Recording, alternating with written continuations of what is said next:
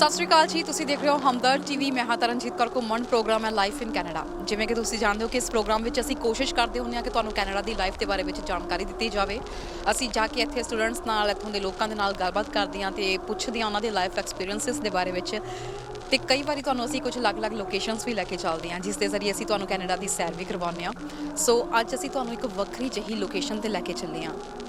ਅਜਿਹੀ ਲੋਕੇਸ਼ਨ ਜਿੱਥੇ ਅੱਜ ਤੱਕ ਅਸੀਂ ਆਪਣੀ ਲਾਈਫ ਦੇ ਵਿੱਚ ਨਹੀਂ ਕਦੇ ਗਏ ਹੈਗੇ ਅਤੇ ਮੇਰਾ ਵੀ ਇਹ ਫਸਟ ਐਕਸਪੀਰੀਅੰਸ ਹੋਣ ਲੱਗਿਆ, ਕਿਉਂਕਿ ਇਹ ਹੈ ਓਨਟਾਰੀਓ ਦੇ ਵੌਨ ਦੇ ਵਿੱਚ ਸਥਿਤ ਰੋਡ, ਕਿਰਬੀ ਰੋਡ। ਇਹਨੂੰ ਇੱਕ ਹੌਂਟਡ ਰੋਡ ਕਿਹਾ ਜਾਂਦਾ ਆ। ਇਹਨੂੰ ਹੁਣ ਹੌਂਟਡ ਰੋਡ ਕਿਉਂ ਕਿਹਾ ਜਾਂਦਾ, ਇਹਦੇ ਬਾਰੇ ਤੁਹਾਨੂੰ ਇਸ ਐਪੀਸੋਡ ਦੇ ਵਿੱਚ ਜਾਣਕਾਰੀ ਦੇਵਾਂਗੇ। ਆਮ ਤੌਰ 'ਤੇ ਰਾਤ ਨੂੰ ਲੋਕ ਇੱਥੋਂ ਨਿਕਲਣ ਤੋਂ ਡਰਦੇ ਨੇ। ਕਿਉਂ ਡਰਦੇ ਨੇ? ਕਿਉਂਕਿ ਉਹਨਾਂ ਨੂੰ ਇੱਥੇ ਕੁਝ ਅਜਿਹੀਆਂ ਪੈਰਾਨੋਰਮਲ ਐਕਟੀਵਿਟੀਜ਼ ਦੇਖਣ ਨੂੰ ਮਿਲਦੀਆਂ ਨੇ ਜਾਂ ਮਹਿਸੂਸ ਕਰਦੇ ਨੇ। ਕਈ ਵਾਰੀ ਤਾਂ ਖਾਸ ਤੌਰ 'ਤੇ ਜੇ ਅਸੀਂ ਯੂਥ ਦੀ ਗੱਲ ਕਰੀਏ, ਜਦੋਂ ਉਹਨਾਂ ਨੂੰ ਇਹ ਜਿਹੀਆਂ ਚੀਜ਼ਾਂ ਦਾ ਪਤਾ ਲੱਗਦਾ ਤਾਂ ਅੱਧੀ ਰਾਤ ਨੂੰ ਮੱਲੋ ਮੱਲੀ ਐਕਸਪੀਰੀਅੰਸ ਕਰਨ ਲਈ ਤੁਰ ਪੈਂਦੇ ਨੇ। ਪਰ ਜਦੋਂ ਅਸੀਂ ਨੈੱਟ ਦੇ ਵਿੱਚ ਸਰਚ ਮਾਰੀ ਤਾਂ ਸਾਨੂੰ ਪਤਾ ਲੱਗਿਆ ਕਿ ਅੱਧੇ ਨਾਲੋਂ ਵੱਧ ਲੋਕਾਂ ਨੇ ਸੇਮ ਐਕਸਪੀਰੀਅੰਸ ਜਿਹੜੇ ਆ ਸਾਂਝੇ ਕੀਤੇ ਹੋਏ ਸੀ। ਸੋ ਸਾਡੇ ਵੀ ਮਨ 'ਚ ਕਿਊਰੀਓਸਿਟੀ ਹੋਈ ਕਿ ਅਸੀਂ ਵੀ ਜਾ ਕੇ ਦੇਖਦੇ ਹਾਂ ਆਖਿਰ ਇਹ ਹੈ ਕੀ ਹੈ। ਇਸ ਘਰ ਦੇ ਬਾਰੇ ਅਤੇ ਇਸ ਰੋਡ ਦੇ ਬਾਰੇ ਵਿੱਚ ਅਸੀਂ ਹਿਸਟਰੀ ਪੜ੍ਹੀ। ਅਸੀਂ ਕਿਹਾ ਵੀ ਇਹ ਚੀਜ਼ ਵੀ ਜ਼ਰੂਰ ਅਸੀਂ ਦਰਸ਼ਕਾਂ ਦੇ ਨਾਲ ਸਾਂਝੀ ਕਰੀਏ।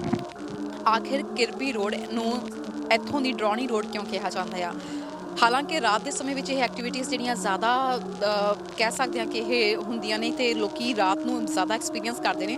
ਪਰ ਇਸ ਵਕਤ ਕਿਉਂਕਿ ਸਾਡਾ ਇਸ ਵਕਤ ਡਿਊਟੀ ਟਾਈਮ ਹੈਗਾ ਅਤੇ ਅਸੀਂ ਜਾ ਕੇ ਦੇਖਦੇ ਹਾਂ ਕਿਰਬੀ ਰੋਡ, ਅਤੇ ਉੱਥੇ ਜਾ ਕੇ ਦੇਖਦੇ ਹਾਂ ਕਿ ਉਹ ਹੌਂਟਡ ਹਾਊਸ ਜਾਂ ਹੌਂਟਡ ਰੋਡ ਕਿਹੋ ਜਿਹੀ ਹੈਗੀ ਆ। ਨਾਲ ਦੀ ਨਾਲ ਤੁਹਾਨੂੰ ਪੂਰੀ ਜਾਣਕਾਰੀ ਦੇਵਾਂਗੇ ਇਸ ਰੋਡ ਨੂੰ ਹੌਂਟਡ ਰੋਡ ਕਿਉਂ ਕਿਹਾ ਜਾਂਦਾ ਆ। ਸੋ ਜੇਕਰ ਤੁਸੀਂ ਵੀ ਕਦੇ ਐਵੇਂ ਦਾ ਕੋਈ ਐਕਸਪੀਰੀਅੰਸ ਕੀਤਾ ਹੈ ਜਾਂ ਤੁਸੀਂ ਇਹਨਾਂ ਚੀਜ਼ਾਂ ਵਿੱਚ ਬਿਲੀਵ ਕਰਦੇ ਹੋ ਜਾਂ ਨਹੀਂ, ਸਾਨੂੰ ਨੀਚੇ ਕਮੈਂਟ ਕਰਕੇ ਜ਼ਰੂਰ ਦੱਸਿਓ ਅਤੇ ਨਾਲ ਇਹ ਵੀ ਜ਼ਰੂਰ ਦੱਸਿਓ ਕਿ ਸਾਡਾ ਅੱਜ ਦਾ ਐਪੀਸੋਡ ਲੱਗਿਆ ਕਿਸ ਤਰੀਕੇ ਦਾ, ਤਾਂ ਕਿ ਅਸੀਂ ਕੋਸ਼ਿਸ਼ ਕਰਾਂਗੇ ਕੁਝ ਵੱਖਰਾ ਜਾਂ ਹੋਰ ਤੁਹਾਨੂੰ ਅੱਗੇ ਵੀ ਦਿਖਾਈਏ। ਸੋ ਚੱਲਦੇ ਹਾਂ ਜੀ ਕਿਰਬੀ ਰੋਡ।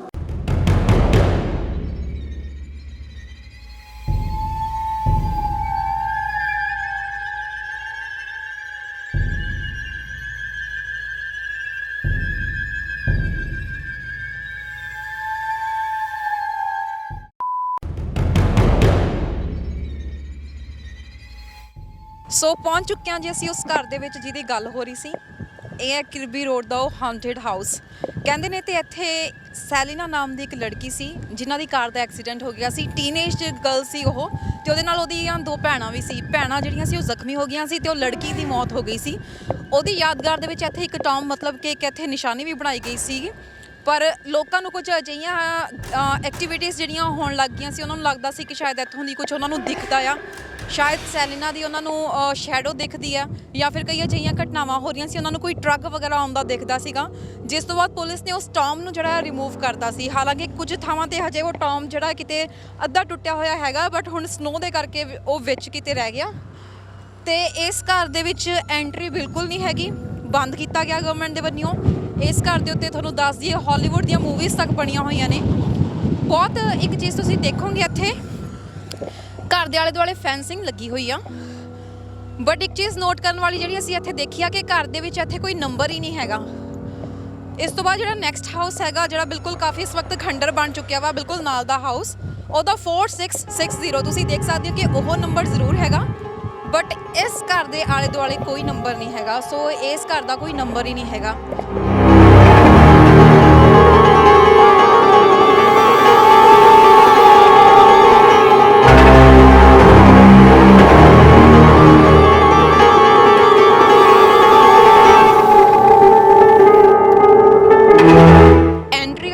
ਸਕਦੇ ਕਿਉਂਕਿ ਫੈਂਸਿੰਗ ਦੇ ਨਾਲ ਇਹਨੂੰ ਸਾਰਾ ਬੰਦ ਕੀਤਾ ਗਿਆ। ਜੋ ਸੁਣਨ ਦੇ ਵਿੱਚ ਆਉਂਦਾ ਹੈ ਕਿ ਰਾਤ ਨੂੰ, ਕਿਉਂਕਿ ਕੁਝ ਲੋਕ ਇਹ ਚੀਜ਼ਾਂ ਕਿ ਮਹਿਸੂਸ ਕਰਨ ਦੇ ਲਈ ਕਿ ਕੀ ਵਾਕਈ ਇਹ ਜਿਹਾ ਕੁਝ ਇੱਥੇ ਹੈਗਾ ਆ ਜਾਂ ਨਹੀਂ ਹੈਗਾ, ਰਾਤ ਨੂੰ 1:30-2 ਵਜੇ ਤੋਂ ਬਾਅਦ ਇੱਥੇ ਆਉਂਦੇ ਨੇ ਕਿ ਇੱਥੇ ਉਸ ਟਾਈਮ ਦੇ ਵਿੱਚ ਇਹ ਚੀਜ਼ਾਂ ਫੀਲ ਕੀਤੀਆਂ ਜਾਂਦੀਆਂ ਨੇ। ਸੋ ਜੇ ਤੁਸੀਂ ਕੈਨੇਡਾ ਦੇ ਵਿੱਚ ਸਰਚ ਵੀ ਮਾਰੋਗੇ ਨਾ ਕਿ ਕਿਰਬੀ ਰੋਡ, ਤਾਂ ਤੁਹਾਨੂੰ ਉਹਦੀ ਸਾਰਾ ਨਿਕਲ ਆਏਗਾ ਜੋ ਵੀ ਇਸ ਦੀ ਹਿਸਟਰੀ ਹੈਗੀ ਆ। ਸੋ ਤੁਸੀਂ ਦੇਖੋਗੇ ਕਿ ਘਰ ਨੂੰ ਪੂਰੀ ਤਰ੍ਹਾਂ ਨਾਲ ਬੰਦ ਕੀਤਾ ਹੋਇਆ, ਅੱਗੋਂ ਵੀ ਪੂਰਾ ਕਵਰ ਕੀਤਾ ਹੋਇਆ। ਉੱਪਰੋਂ ਘਰ ਦੇ ਹਾਲਾਤ ਤੁਸੀਂ ਦੇਖੋ ਤਾਂ ਟੁੱਟਿਆ ਹੋਇਆ ਵਾ, ਘਰ ਟੁੱਟ ਚੁੱਕਿਆ ਵਾ, ਜਿਸ ਨੂੰ ਕੋਈ ਰਿਪੇਅਰ ਨਹੀਂ ਕੀਤਾ ਗਿਆ, ਕੋਈ ਕੁਝ ਨਹੀਂ ਕੀਤਾ ਗਿਆ। ਇਹ ਸੁਣਨ ਦੇ ਵਿੱਚ ਆਉਂਦਾ ਕਿ ਜੇਕਰ ਤੁਸੀਂ ਇੱਥੇ ਡਰਾਈਵੇ ਦੇ ਕੋਲ ਆਪਣੀ ਗੱਡੀ ਖੜਾਓਗੇ ਅੱਧੀ ਰਾਤ ਨੂੰ, ਤਾਂ ਤੁਹਾਨੂੰ ਗੱਡੀ ਦੇ ਉੱਤੇ ਇੱਦਾਂ ਲੱਗੇਗਾ ਕਿ ਕੋਈ ਕੁਝ ਨੌਕ ਕਰ ਰਿਹਾ ਜਾਂ ਕੁਝ ਹੈ, ਜਾਂ ਕੋਈ ਲੜਕੀ ਜਾਂ ਬੱਚਿਆਂ ਦੇ ਹੱਸਣ ਜਾਂ ਰੋਣ ਦੀਆਂ ਆਵਾਜ਼ਾਂ ਆਉਂਦੀਆਂ ਨੇ। ਸੋ ਇਹ ਜਿਹੀਆਂ ਬਹੁਤ ਸਾਰੀਆਂ ਸਟੋਰੀਜ਼ ਜਿਹੜੀਆਂ ਹੈਗੀਆਂ ਨੇ, ਕਈ ਲੋਕਾਂ ਨੇ ਐਕਸਪੀਰੀਅੰਸ ਕੀਤੀਆਂ ਨੇ, ਕਈ ਲੋਕਾਂ ਨੇ ਐਕਸਪੀਰੀਅੰਸ ਨਹੀਂ ਕੀਤੀਆਂ। ਸੋ ਅੱਜ ਅਸੀਂ ਤੁਹਾਨੂੰ ਲੈ ਕੇ ਆਏ ਹੋਏ ਹਾਂ ਕਿਰਬੀ ਰੋਡ ਦੇ ਉਸ ਹੌਂਟਡ ਹਾਊਸ ਦੇ ਕੋਲ। ਤੁਸੀਂ ਧਿਆਨ ਨਾਲ ਦੇਖੋ ਇਸ ਹਾਊਸ ਨੂੰ। मैं अपने कैमरामैन ਨੂੰ ਕਹੂੰ ਚੰਗੀ ਤਰ੍ਹਾਂ ਜ਼ਰਾ ਦਿਖਾਇਆ ਜਾਵੇ ਬਿਲਕੁਲ ਬੰਦ ਕੀਤਾ ਹੋ ਗਿਆ ਐਂਟਰੀ ਲਈ ਕੋਈ ਵੀ ਥਾਂ ਨਹੀਂ ਛੱਡੀ ਗਈ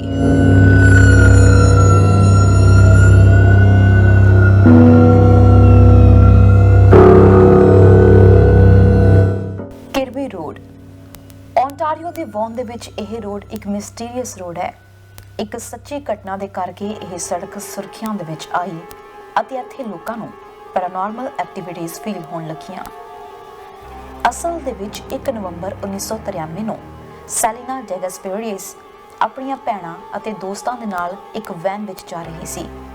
ਉਹਨਾਂ ਦੀ ਕਾਰ ਇਸੇ ਸੜਕ ਉੱਤੇ ਹਾਦਸੇ ਦਾ ਸ਼ਿਕਾਰ ਹੋ ਗਈ, ਜਿਸ ਵਿੱਚ ਸੈਲੀਨਾ ਦੀ ਮੌਤ ਹੋ ਗਈ ਅਤੇ ਬਾਕੀ ਜ਼ਖਮੀ ਹੋ ਗਈਆਂ। ਸੈਲੀਨਾ ਦੀ ਯਾਦ ਵਿੱਚ ਉੱਥੇ ਇੱਕ ਟੌਂਬ ਬਣਾਇਆ ਗਿਆ ਜਿਸ ਤੇ ਲਿਖਿਆ ਗਿਆ Selina I am a cute kid ਤੇ ਉਸ ਦੇ ਜਨਮ ਅਤੇ ਮੌਤ ਦੀ ਤਾਰੀਖ ਲਿਖੀ ਗਈ।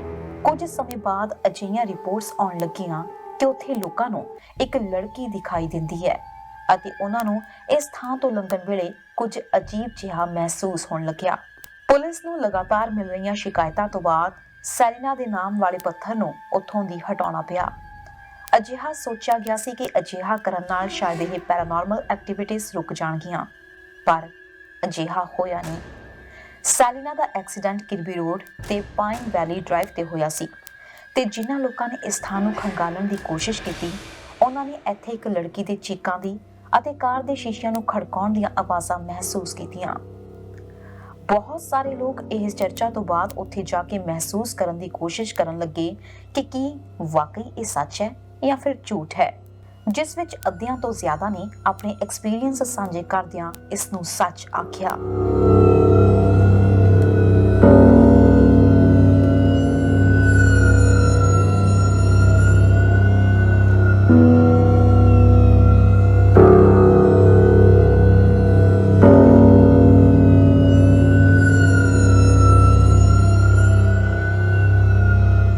ਖਾਸ ਤੌਰ ਤੇ ਨੌਜਵਾਨ ਮਸਤੀ ਵਿੱਚ ਅਜਿਹਾ ਐਕਸਪੀਰੀਅੰਸ ਕਰਨ ਲਈ ਅੱਧੀ ਰਾਤ ਨੂੰ ਨਿਕਲੇ ਅਤੇ ਅਜਿਹੀਆਂ ਪੈਰਾਨੋਰਮਲ ਐਕਟੀਵਿਟੀਜ਼ ਨੂੰ ਮਹਿਸੂਸ ਕੀਤਾ ਕਿ ਫਿਰ ਕਦੇ ਇਸ ਰੋਡ ਦੇ ਵੱਲ ਮੁੱਖ ਨਹੀਂ ਕੀਤਾ। ਇਸ ਰੋਡ ਨੂੰ ਲੈ ਕੇ ਸਭ ਦੇ ਆਪਣੇ ਆਪਣੇ ਐਕਸਪੀਰੀਅੰਸਸ ਨੇ, ਪਰ ਕੁਝ ਐਕਸਪੀਰੀਅੰਸ ਅਜਿਹੇ ਨੇ ਜੋ ਬਹੁਤਿਆਂ ਨੇ ਮਹਿਸੂਸ ਕੀਤੇ। ਰਾਤ ਦੇ ਸਮੇਂ ਕਿਸੇ ਲੜਕੀ ਦੀਆਂ ਚੀਕਾਂ ਅਤੇ ਕਾਰ ਦੇ ਸ਼ੀਸ਼ਿਆਂ ਤੇ ਟੈਪ ਕਰਨ ਦੀਆਂ ਆਵਾਜ਼ਾਂ ਬਹੁਤਿਆਂ ਨੇ ਮਹਿਸੂਸ ਕੀਤੀਆਂ।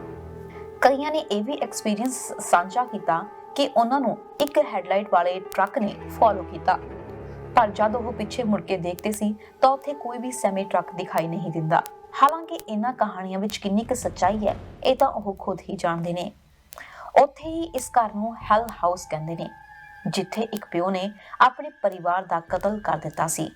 ਹਾਲਾਂਕਿ ਕਤਲ ਦੇ ਕਾਰਨਾਂ ਦੇ ਬਾਰੇ ਵਿੱਚ ਕਿਸੇ ਨੂੰ ਕੋਈ ਬਹੁਤਾ ਨਹੀਂ ਪਤਾ, ਪਰ ਇਹ ਕਿਹਾ ਜਾਂਦਾ ਹੈ ਕਿ ਇਸ ਦੀ ਧੀ ਇੱਕ ਸਾਊਥ ਅਫਰੀਕਨ ਵਿਅਕਤੀ ਨੂੰ ਡੇਟ ਕਰ ਰਹੀ ਸੀ ਤੇ ਇਸ ਨੂੰ ਇਹ ਨਾਗਵਾਰਾ ਗੁਜ਼ਰਿਆ ਅਤੇ ਉਸਨੇ ਗੁੱਸੇ ਵਿੱਚ ਆ ਕੇ ਸਾਰੇ ਪਰਿਵਾਰ ਦੀ ਹੱਤਿਆ ਕਰ ਦਿੱਤੀ। ਹਾਲਾਂਕਿ ਇਸ ਕਹਾਣੀ ਨੂੰ ਨਾ ਤਾਂ ਪੂਰੀ ਤਰ੍ਹਾਂ ਅਪਣਾਇਆ ਗਿਆ ਤੇ ਨਾ ਹੀ ਝੁਠਲਾਇਆ ਗਿਆ।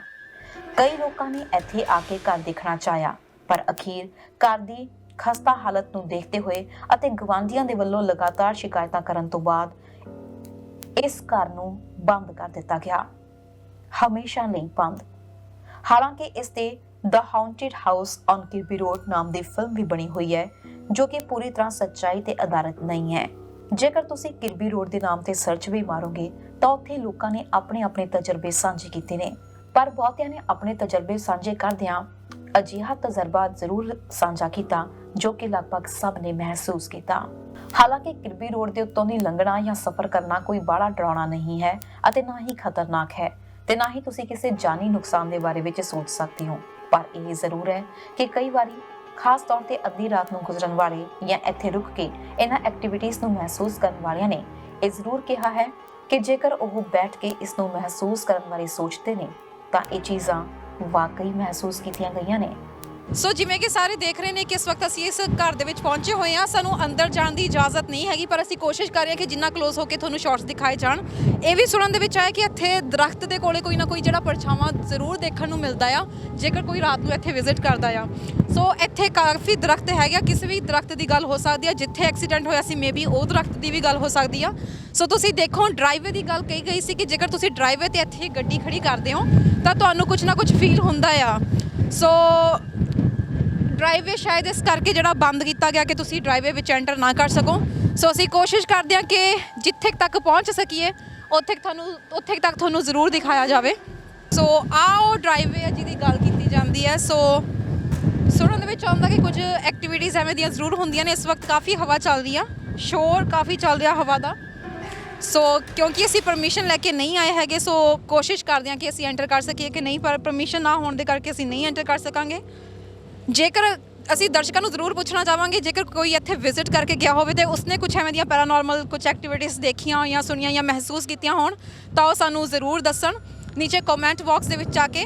ਸੋ ਫਿਲਹਾਲ ਹਮਦਰਦ ਟੀਵੀ ਦੇਖਣ ਲਈ ਬਹੁਤ ਬਹੁਤ ਧੰਨਵਾਦ। ਕਿਵੇਂ ਦਾ ਲੱਗਿਆ ਇਹ ਐਪੀਸੋਡ, ਤੇ ਕੋਸ਼ਿਸ਼ ਕਰਾਂਗੇ ਕੁਝ ਐਵੇਂ ਦੀਆਂ ਹੋਰ ਅਜੀਬੋ-ਗਰੀਬ ਥਾਵਾਂ ਤੁਹਾਨੂੰ ਜ਼ਰੂਰ ਦਿਖਾਈਆਂ ਜਾਣ। ਇਸ ਦੇ ਨਾਲ ਹੀ ਕੈਮਰਾਮੈਨ ਰੀਤ ਇੰਦਰ ਤੇ ਮਨਦੀਪ ਪੁਨੀਆ ਨਾਲ ਮੈਨੂੰ ਤਰਨਜੀਤ ਕੌਰ ਘੁੰਮਣ ਨੂੰ ਦਿਓ ਇਜਾਜ਼ਤ। ਦੇਖਦੇ ਰਹੋ ਹਮਦਰਦ ਟੀਵੀ। ਸਤਿ ਸ਼੍ਰੀ ਅਕਾਲ।